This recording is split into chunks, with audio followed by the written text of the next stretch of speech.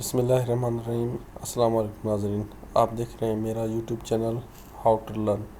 آج کا یہ جو ہمارا ٹاپک ہے یہ ہر سٹیزن آف پاکستان، جو بھی پاکستان کا شہری ہے اس کے لیے حد سے زیادہ اہم ہے، کیونکہ بعض اوقات آئے دن ہمارے ساتھ اس طرح کے واقع ہوتے ہیں تو ہمیں پھر ایف آئی آر درج کروانی ہوتی ہے۔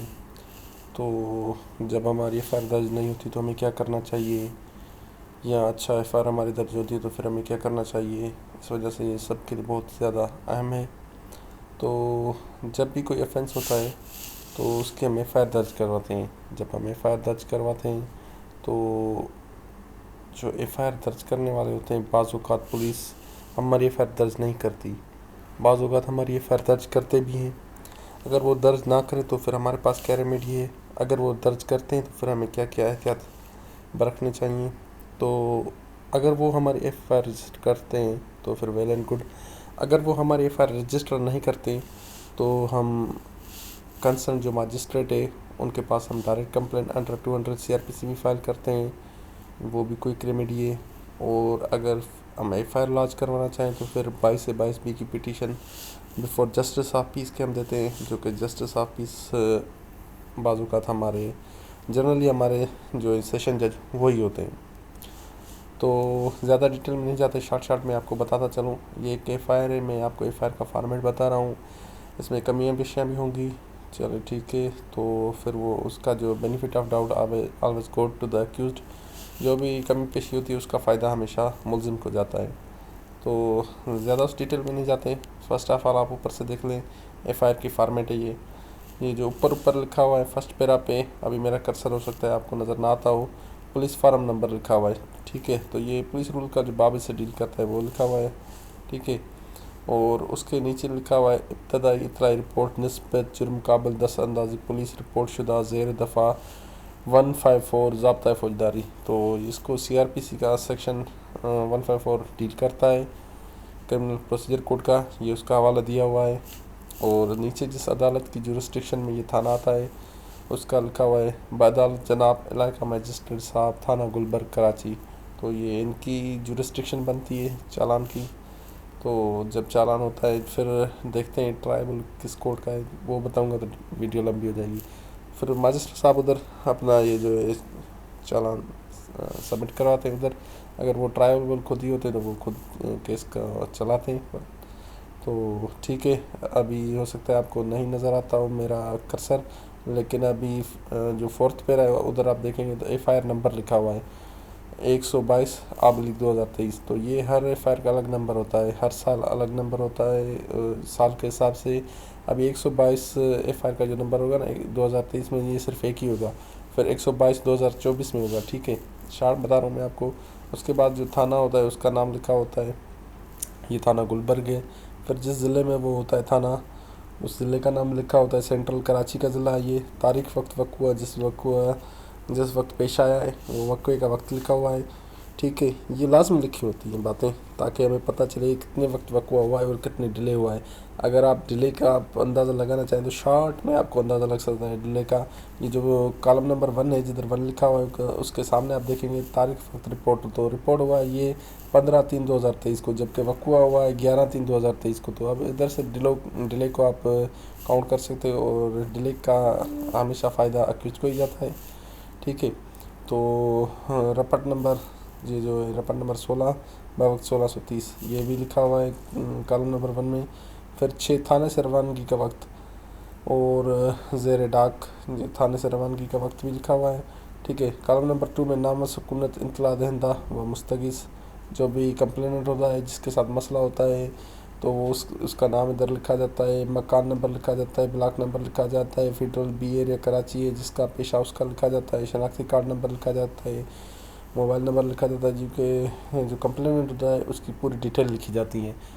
اور اس کے بعد کالم نمبر 3 میں آپ دیکھیں تو مختصر کیفیت جو جرم کی ہوتی ہے وہ لکھی جاتی ہے زیر دفعہ۔ ابھی 392 ہے، 397 ہے، اور 34 تعزیرات پاکستان ہے۔ اچھا، یہ سرقہ بالجبر چوری ہوئی ہے زبردستی والی، تو زبردستی، ٹھیک ہے۔ موبائل فون و نقد رقم وغیرہ جو بھی ہوا ہے اس جرم کی مختصر کیفیت لکھی جاتی ہے۔ जाए वकुआ थाना पर थाने से और सिमत। अच्छा, तो जाए वकुआ है जो थाने से कितना दूर है, उसकी सिमत वगैरह ये लिखी जाती है। बमकाम main road Nasirabad block number 4 federal B area Karachi, जानिब मशरक बम फासला आधा किलोमीटर थाना से। ठीक है, तो कर्सर मेरा आपको नज़र नहीं आता होगा, आपको जस्ट इधर पढ़ना होगा, देखना होगा, थोड़ा जहन देना होगा, तभी तो कुछ फ़ायदा आपको भी मिलेगा। तो कॉलम नंबर 5 पे अब अगर आप आएंगे तो उधर लिखा हुआ है कार्रवाई मुतल्लिका तफ्तीश अफसरान। तो दर्ज करने में तौक़ुफ़ हुआ तो उसकी वजह बयान की जाए। जो डिले वगैरह बवापसी थाना आकर मुकदमा कायम किया गया है। तफ्तीश मुकदमा साहब SIO साहब थाना हाजा करेंगे। तो थाना हाजा को जो SIO है उनको तफ्तीश सौंपी जाएगी। ठीक है, तो बवापसी थाना आकर उन्होंने कायम मुकदमा दर्ज किया है।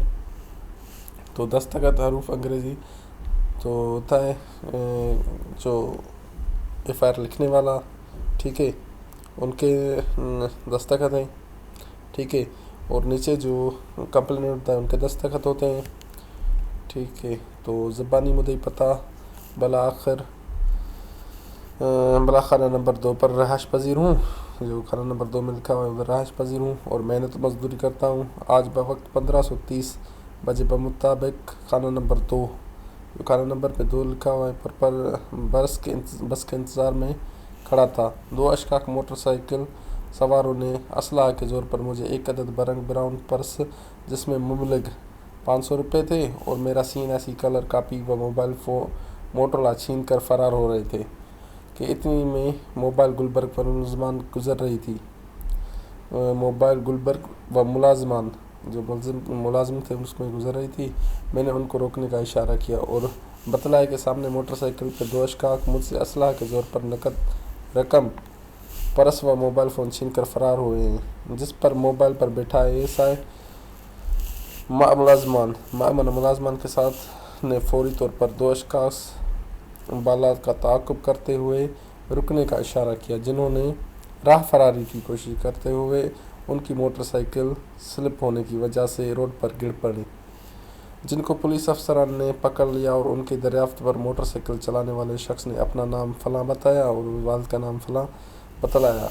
उसकी जामे तलाशी ली तो शख्स मज़कूरा के पहने हुए शलवार कमीज़ की शलवार में घुसा हुआ एक ज़रब पिस्टल 30 बोर बरंग स्याह दस्ता जो होता है प्लास्टिक का स्याह बला नंबरी लोड मैगज़ीन बमा 2 राउंड जिंदा जो लाइव बुलेट्स होती हैं जो फायर नहीं होती हैं उसको जिंदा कहते हैं नंबर बरामद हुआ। मज़ीद जामे तलाशी से एक ब्राउन पर्स जिसमें नकद रकम 500 रुपये और CNSE कलर कापी, ठीक है, CNSE कलर कापी किधर गई जी हाँ 500 रुपये और CNSE कलर कापी बनाम फ़लाँ आमद हुई, जबकि दूसरे पीछे बैठे हुए ने अपना नाम फ़लाँ वालिद का नाम फ़लाँ बतलाया। जिसकी जामे तलाशी ली तो कमीज़ के दाएं जेब में से एक मोबाइल मोटरोला बरामद हुआ, जो कि मैंने मुलजमान से अपना सामान छीना व शनाख्त किया, जिस पर SI साहब ने मुलजमान बाला की गाड़ी मोटरसाइकिल के बगैर नंबर इंजन नंबर फ़लाँ चेसिस नंबर मिटा हुआ मेकर जेलिंग 70 स्याह को कागजात तलब किए जो कि पेश ना कर सके, जिसको ज़रिया AVLC CPLC चेक करवाया तो मोटरसाइकिल बला खामोश पाई गई, जबकि मुलजमान फ़लाँ से असलाह का लाइसेंस तलब किया गया जो कि पेश ना कर सका। लिहाजा SI साहब ने 2 मुलजमान बाला को मौके पर गिरफ़्तार किया और बरामदा को मौका पर सील सर बमोहर किया और मेरे छीने हुए पर्स व मोबाइल व नकद बाला को कब्ज़ा पुलिस में लिया, जबकि दोनों मुलजमान बाला मोटरसाइकिल के गिरने से ज़ख्मी हुए। कार्रवाई की जाए। ठीक है, तो ये भी मैं आपको डिटेल में बताऊंगा, जस्ट मैंने आपको स्टोरी बताई है। कार्रवाई पुलिस SI फ़लाँ तस्दीक करता हूँ कि रिपोर्ट मदई सब गुफ्ता लफ्ज़ ब लफ्ज़ तहरीर की गई पढ़कर सुनाई गई है, जिसने दुरुस्त तस्लीम करते हुए तकमीला फ़रदो दस्तखत किए। नौयत मौजून से फ़ाइल जुर्म ये जो दफ़ा हैं 392, 397 और 34 PPC और ये अलग सेक्शन बनता है। जो स्पेशल लॉ है जो असले का 23(1) संद आर्म एक्ट की हद को पहचाना पहुँचता पाकर बाद आगाही जुर्म सब ज़ाब्ता हर 2 अशखास बाला को मौके पर गिरफ्तार किया। बरामद असला को सफ़ेद कलर की थैली में सील सर पर मुहर किया। वो चीनी मोबाइल फ़ोन वगैरह को कब्ज़ा पुलिस में लिया गया। वापसी थाना आकर मुकदमा बरखिलाफ हर 2 मुलजमान बाला के कायम किया जाकर नकल फायर बराए आइंदा तफ्तीश इंचार्ज SIO साहब थाना हाजा के सपत की जा रही है। बकियात नकुल FIR हसब ज़ाब्ता तकसीम होंगे, दस्तखत होंगे इधर, ठीक है, बरूफ अंग्रेज़ी, ठीक है। अभी आपको मैं डिटेल बताता हूँ। अभी ये जो FIR कटी हुई है, ठीक है, तो इसमें मेन जो हमने देखना होता है, ये जो पिस्टल का 23 है उसकी FIR अलग कटेगी, ठीक है।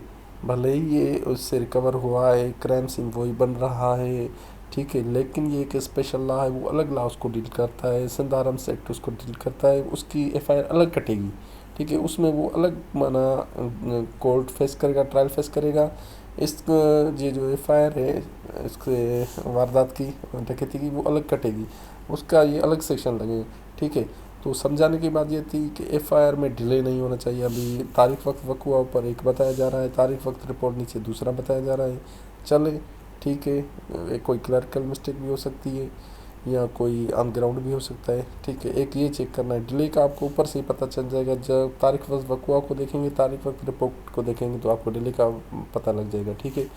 उसके बाद FIR कट गई तो आपकी जान नहीं छूट गई। आपका माल जो भी उन्होंने पकड़ा था अभी आपके सामने, वो भी पुलिस आपको वापस करने की पाबंद नहीं है जब तक ट्रायल चलेगा। कंक्लूजन ऑफ द ट्रायल जब तक नहीं होता तब तक आपको छीना हुआ सामान भी वापस नहीं मिलेगा। अच्छा, वो आप एप्लीकेशन लगाते हैं 516 की, तो चलो वो अलग बात है, उस डिटेल में नहीं जाते, वीडियो लंबी हो जाएगी। अच्छा, तो फिर ये जो आपका सामान हुआ है वो आपको ट्रायल ख़त्म होने के बाद, एक्विटल और कन्विक्शन के बाद ही आपको मिलेगा। बीच में आप एप्लीकेशन दे सकते हैं, लेकिन ये अभी केस प्रॉपर्टी हो गई है, ठीक है, केस प्रॉपर्टी हो गई। उसके अलावा दूसरी इसमें मेन बात आपको मैं बताता चलूँ, डिले का भी मैंने आपको बताया। डिले के अलावा और एक मेन बात इसमें कि FIR कट गई तो आपकी जान छूट गई, ये बात बिल्कुल भी नहीं है। FIR कट गई, आपकी अभी प्रोसीडिंग आगे चलेगी। FIR कटने के बाद 161 के बयानात होते हैं, ये FIR IO साहब को सपोर्ट की जाती है, फिर वो आते हैं, फिर वो मौके वारदात पे जाते हैं, 161 के बयान रिकॉर्ड करते हैं, और ये जो है ऑन द स्पॉट उनसे, वैसे IO साहब बाज़ात ऑन द स्पॉट भी जाते हैं, कानून में सजा उनको बुलाया जाता है, वो भी सील मोहर करते हैं। लेकिन बाज़ात जो कंप्लेनेंट होता है, चलो वो भी जाता है, तो वो कंप्लेंट नहीं तो जो पुलिस की कार्रवाई होती है, ठीक है, अगर वो खुद भी जिस तरह अभी ये इसमें कंप्लेनेंट पुलिस वाला ही हुआ है, तो वो उधर ये जो खुद सील मोहर करते हैं, तो फिर उनकी रिकवरी का मशीरनामा अलग बनता है, बदल तलाशी का मशीरनामा अलग बनता है, फिर उसमें उन मशीरों के सिग्नेचर होते हैं, ठीक है। तो उसके अलावा ये बहुत माना जिस तरह का आपने बयान ये FIR में दिया होता है, वो ही बयान आपको मशीरनामे में और 161 के बयान भी उसको मैच करने चाहिए। जब दर भी आपकी कंट्राडिक्ट होगी तो आपकी FIR नहीं टिकेगी। FIR में always benefit of doubt always go to the accused. तो आपको FIR कटवाने के बाद सोए नहीं रहना चाहिए, चुप नहीं रहना चाहिए। उसके बाद IO साहब से मिलके जाए, वारदात दिखानी चाहिए, रिकवरीज करवानी चाहिए, ठीक है। अगर मुलज़िम अरेस्टेड है तो उससे रिकवरीज उनसे इन्वेस्टिगेट करके रिकवरी करवानी चाहिए, तो फिर तभी आपका केस जाके मजबूत बनेगा। खाली FIR कटवा दिया आपने, रिकवरी नहीं हुई, अगर अरेस्ट हुआ है फिर भी आपने रिकवरी नहीं करवा सके, तो फिर केस में जान नहीं पड़ेगी। अगर रिकवरीज हो गई तो केस में जान पड़ेगी, ठीक है। FIR कटने के बाद आपको एक्टिव होना पड़ता है। FIR जब जो बंदा आम कटवाना भी आम बंदे की बस की बात नहीं है, ये भी कोई दिल कलेजे वाला बंदा है, वो ये FIR कटवाने जाता है, ठीक है। तो FIR कटवाने के बाद आप IO साहब से मिलेंगे, 161 के बयानात होते हैं, ठीक है। उसके अलावा ये जो रिकवरी का मशीरनामा होता है, जो रिकवरी हुई है वो होता है, और ये जो उसके अलावा जब तक ट्रायल चलता है आपको उसको लुक आफ्टर करना चाहिए। इस तरह नहीं है कि आपने FIR कटवा दी, तो FIR कटवाने के बाद आप चले गए, फिर वो IO ने अपने हिसाब से मशीरनामा मौका वारदात का मशीरनामा बनाया, तो नक्शा वगैरह जो बनाना हो उसको नहीं, आपने बिल्कुल हर चीज़ को चेक करना चाहिए। और जिस तरह एक गाना होता है उसमें सुर से मिलते हैं, इस तरह FIR के भी सुर से मिलने चाहिए। अगर 161 के सुर नहीं मिलेगा FIR से, अगर बरामदगी का जो मशीरनामा है उसका सुर नहीं मिलेगा, तो फिर भी आपका केस मजबूत नहीं होगा। اگر کوئی انجرڈ ہے تو اس کا میڈیکل سرٹیفکیٹ بھی ہونا چاہیے.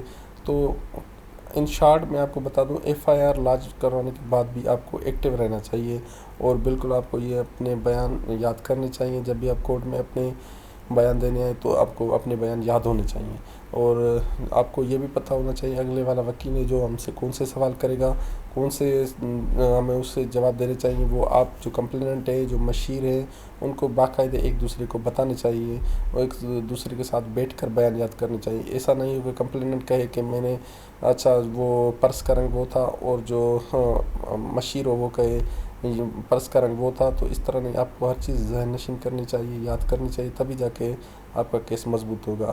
اور جو انڈیپینڈنٹ وٹنس ہوتے ہیں وہ انڈیپینڈنٹ وٹنس بھی لازمی ہونے چاہیے. ابھی جو پولیس کے وٹنس ہیں ویسے یہ اچھے وٹنس تھے, ٹرسٹ ورتھی ہیں, لیکن ایک آدھی ججمنٹ بھی اس کے خلاف ہے کہ پولیس کے وٹنس کے علاوہ جو موقع پہ 103 کی سی آر پی سی کی کارروائی جو وائلیشن نہیں ہونی چاہیے. آن دی اسپاٹ جو لوکل پرسن ہیں ان کو بھی اپنے جو گواہ کرنا چاہیے. تو آئی او صاحب اگر کوئی گواہ نہیں ہوتا ان کو شوکاز دیتا ہے, نوٹس دیتا ہے, وہ بھی کرنا چاہیے. تو ڈیٹیل میں نہیں جاتا, یہ آپ کو میں نے شارٹ بتایا. تو کائنڈلی ہمارے چینل کو سبسکرائب کریں. ڈیٹیل میں آپ کو اگر ویڈیو چاہیے ہوگی تو میں دوسری ویڈیو بھی پھر اپلوڈ کر دوں گا. تھینک یو, اللہ حافظ.